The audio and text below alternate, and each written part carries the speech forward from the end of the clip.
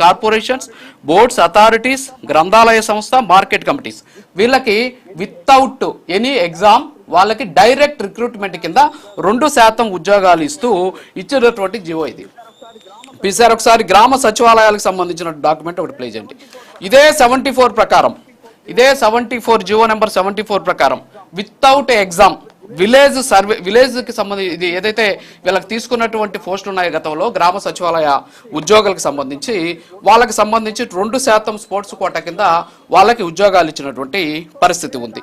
So ఇదే దాన్ని అనుసరించి జియో నెంబర్ 4 ఒకసారి ప్లే చేయండి పీసీఆర్. సో జియో నెంబర్ 4లో కూడా చాలా స్పష్టంగా చెప్పడం జరిగింది.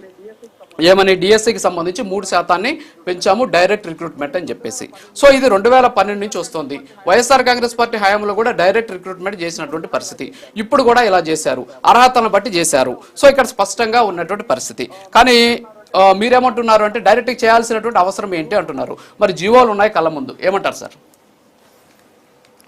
మరి ఇదే జీవోలు ప్రదర్శించిన మీరు ఇదే ప్రభుత్వము డిఎస్సి నియామకం అయిపోయిన తర్వాత స్పోర్ట్స్ కోటాలో నియామకాలు జరిపేటప్పుడు ఖచ్చితంగా డిఎస్సి భవిష్యత్తులో జరిగేటువంటి డిఎస్సిలో వాళ్ళు డిఎస్సి ఎగ్జామ్ రాయాల్సిందే అని జీవో ఇచ్చారు. ఆ జీవో కూడా చూపించండి.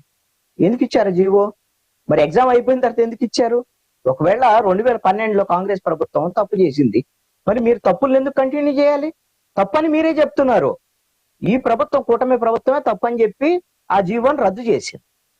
మేము జీవో మీకు ఖచ్చితంగా ఎగ్జామ్ రాయాల్సిందే అని చెప్పేసి వీళ్ళు కొత్త జీవో ఇచ్చినటువంటి పరిస్థితి.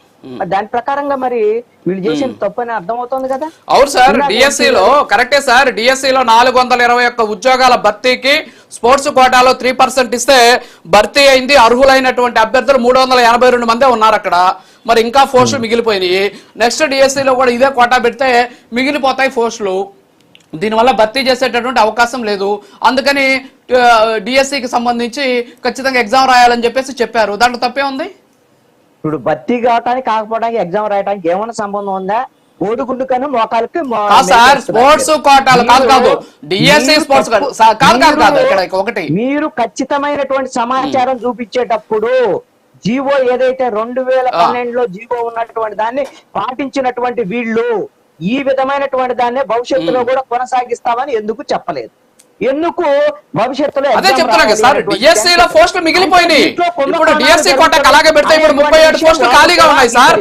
37 పోస్టులు యాజ్ పర్ దట్ జియో ప్రకారం ఖాళీ అయిపోయినాయి. కాదు sir, as per that GO ప్రకారం 37 పోస్టులు 38 పోస్టులు ఖాళీగా ఉన్నాయి. మరి వాటిని ఫిలప్ చేయాలి అంటే ఈ కోట అడ్డొస్తుంది. సో రేపు కూడా ఫర్ ఎగ్జాంపుల్ డిఎస్సిలో ఒక 10,000 పోస్టులు అనుకుందాం. దాంట్లో ఒక 3% పోస్టులు ఒక 300 పోస్టులు ఇవ్వాల్సి వచ్చింది. ఈ 300 పోస్టుల్లో అర్హులు లేరు. ఒక 50 60 ఫిలప్ అయినాయి. మిగతా 240 అలాగే మిగిలిపోతాయి కదా. దానివల్ల ఇబ్బంది కదా, మిగతా వాళ్ళకి క్యారీ ఫార్వర్డ్ చేయలేని పరిస్థితి కదా. ఏమంటారు రాజు గారు? మీరు ఒక వాదన తీసుకొచ్చినప్పుడు ఆ వాదనకి సమాధానం చెప్పేటువంటి అవకాశం ఇవ్వండి. మీరు పదే పదే దాని మీద ఆర్గ్యుమెంట్ చేసేటువంటి ప్రయత్నం చేసి మీరు కూడా చెప్పండి. మీరు ఎలాగో మీరే ఛానల్ ఉంది, మీరే మోడరేటర్ కదా. నేను ఒకటి అడుగుతున్నాను, ఒక 40-50 పోస్టులు మిగిలాయి. దీన్ని క్యారీ ఫార్వర్డ్ చేయడానికి మళ్ళీ ఎగ్జామ్ రాయాలి అనేటువంటిది అవసరమా? దానికోసం జీవో ఇచ్చారా? ఏమైనా అసలు ఆ వాదనకి అసలుకి మీరు అసంబద్ధమైనటువంటి వాదన తప్ప కాదు. మీకు అర్థం కాలేదులేండి, నేను చెప్పింది మీకు అర్థం కాదు సార్. క్యారీ ఫార్వర్డ్ చేయడానికి కాదు నేను చెప్తున్నది. ఉద్యోగాలు మిగిలిపోతున్నప్పుడు ఆ కోటా ఎత్తేసారంటున్నాను నేను. అర్హులు లేరు. ఈ సంవత్సరం నేను గత సంవత్సరం రాసిన పరీక్షలో అర్హులు లేనప్పుడు వచ్చే సంవత్సరం రాసేటటువంటి దానికి అర్హులు ఎలా వస్తారు? సో మిగులుతాయి కదా అంటున్నా నేను. క్యారీ ఫార్వర్డ్ గురించి నేను మాట్లాడట్లా. మధ్యలో మాట్లాడద్దని చెప్పా. మీరు ఒక వాదన తీసుకొచ్చినప్పుడు నేను మాట్లాడేటప్పుడు వినండి, ఓపిక కావాలి. మీరు వాదన తీసుకొచ్చారు కదా 2012లో కాంగ్రెస్ ప్రభుత్వం తీసుకొచ్చినటువంటి, ఒకవేళ తప్పుదైతే మీరు కూడా కొనసాగించారు. తప్పుదైతే కొనసాగించారు కదా.